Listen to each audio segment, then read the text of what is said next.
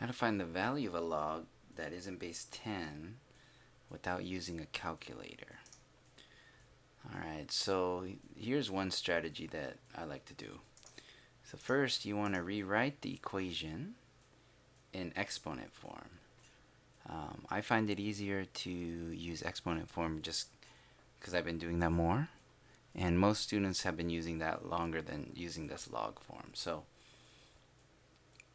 first thing I'm going to do is write the basic log form with these variables here, right? And so the base of the log is the base of this whole power, right?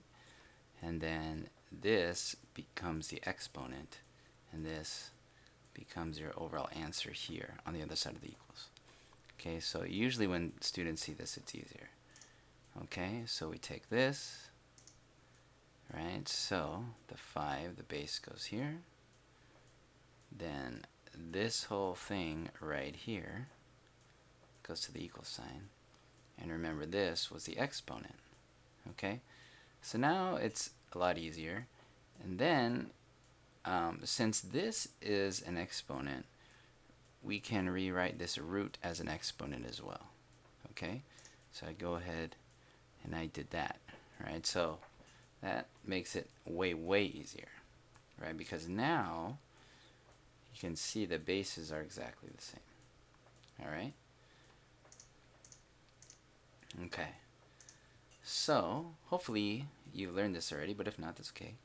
So we're going to use any relationships or patterns or things that we've learned earlier to find the missing value.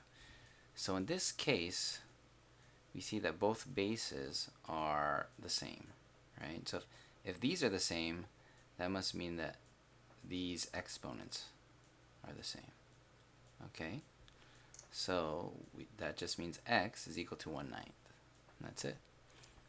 Right? If this was a 2x here, then we would set it up as 2x equals 1/9. And then we would solve the equation that way.